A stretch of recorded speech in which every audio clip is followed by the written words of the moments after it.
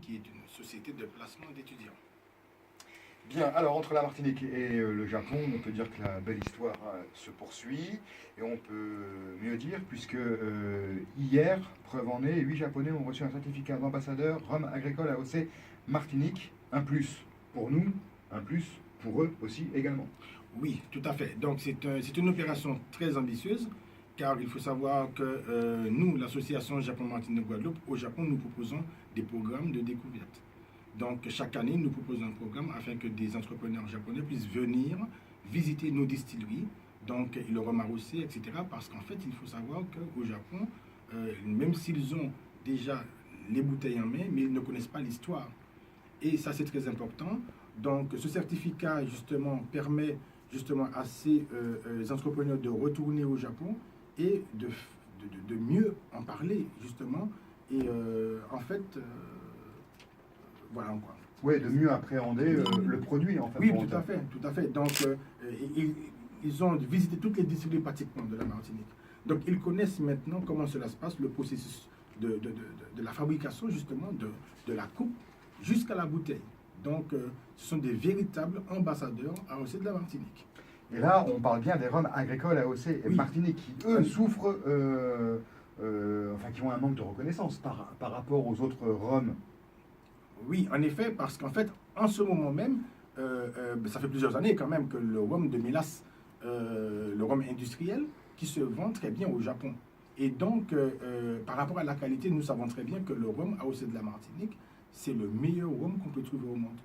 Et donc, les Japonais qui ont une méconnaissance justement de ce produit, ce voyage leur permet justement de découvrir, d'approfondir justement leurs connaissances et de mettre tout cela en pratique une fois au Japon. Mais pour mettre tout cela en pratique au Japon, il leur faut une reconnaissance. Cette reconnaissance justement vient de ce certificat. Ils pourront prouver à leurs compatriotes qu'ils sont ambassadeurs et qu'ils sont capables d'en parler sans ambiguïté du rhum agricole en fait. Donc, vous êtes en Martinique depuis combien de temps là? Eh bien, cela fait 2 semaines qu'on est là en fait.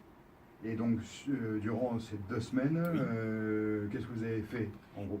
Eh bien, c'est-à-dire que j'avais 2 programmes en fait. J'avais le premier programme qui me permettait justement d'aller à la rencontre des jeunes de la Martinique, des lycéens, des universitaires et des collégiens par exemple. Et l'autre partie de notre programme, c'était justement accompagner, recevoir et accompagner ces entrepreneurs japonais pour visiter les distilleries. Ces entrepreneurs japonais ne sont pas donc que des barman. Oui, voilà, c'est pas uniquement que des barman. En fait, nous avons des barman, nous avons des cuisiniers et nous avons des personnes lambda, quoi, en fait, qui ont goûté le rhum au Japon et ils se sont dit, mais tiens, mais c'est super bon, il faut que j'aille en Martinique. Ça peut être aussi, comment pourrais-je dire ça, un spirit tourisme, si je puis dire ça comme ça, en fait. Pourquoi pas? On pourrait développer cela, un spirit tourisme pour la Martinique. Et donc, c'est bon pour la Martinique. Il y a un sacré bénéfice, en fin de compte, pour ces distilleries. Et pour le rhum, donc. Ben oui, ben oui. Donc, c'est pour, justement, étant donné qu'il faut être présent au Japon, et étant donné qu'il y a l'éloignement donc, de la Martinique au Japon, donc c'est pas si facile d'y aller, etc. Et c'est pour cela que ce certificat permet, c'est un prolongement justement de nos actions de la Martinique. La Martinique sera présente finalement à travers ces ambassadeurs AOC de la Martinique. Et c'est une opération, comment dirais-je, en fait, les Japonais qui viennent avec nous, c'est carrément, comment dirais-je, des chevaux de Troie en fait. Donc, tout ce que nous avons à faire, c'est de planter dans leur cœur un petit brin de banane, un petit brin de rhum, un petit brin de confiture, etc. Et puis, on leur dit, ben tiens, vous pouvez retourner maintenant au Japon avec le sourire de la Martinique dans leur cœur. Et eux, de leur côté, ils vont fleurir pour nous. Voilà. Et à l'inverse, eux vous proposent certains de leurs produits pour les amener en Martinique. Eh bien, c'est-à-dire qu'à l'inverse, c'est-à-dire qu'au niveau de l'association Japon-Martinique-Guadeloupe, nous avons, par exemple, proposé un programme qui a mis 2 ans à mûrir, c'est-à-dire un jeune japonais que nous avons accompagné, c'est un cuisinier, et il est venu se former en Martinique en 2016 et en 2015 également. Et à l'issue de cela, avec, on a passé des conventions avec des partenaires martiniquais et tout cela, Et là, maintenant, cela fait à peine 3 semaines, ce jeune japonais, avec l'aide de l'association Japon-Martinique-Guadeloupe, a créé un restaurant à Tokyo, c'est pas n'importe où, à Tokyo, la capitale du Japon. Ce restaurant s'appelle Martinique. Donc, vraiment, c'est un pied-à-terre pour les Martiniquais.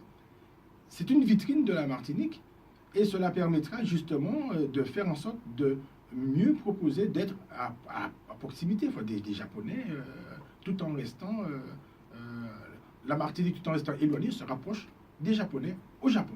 C'est ça, et chose assez incroyable parce qu'en fin de compte, en Martinique, c'est vrai que le Japon, on n'en parle pas tous les jours. On parle plutôt des États-Unis, on parle de l'Europe, on parle du continent voilà, sud-américain. Voilà. Et moi, je trouve ça dommage. Je trouve ça dommage parce qu'en fait, cela fait plus de 20 ans que j'habite au Japon. Cela fait plus de 18 ans que l'association Japon-Martinique-Guadeloupe fait des actions envers la Martinique. Par exemple, nous avons invité en l'an 2000 le ballet Pomme Cannelle. En 2013, nous avons invité le groupe Bélia, que tout le monde connaît d'ailleurs. Nous avons réalisé en 1999 le premier mariage entre deux Japonais sur les plages de Tartane. Ces Japonais-là étaient habillés en tenue traditionnelle martiniquaise.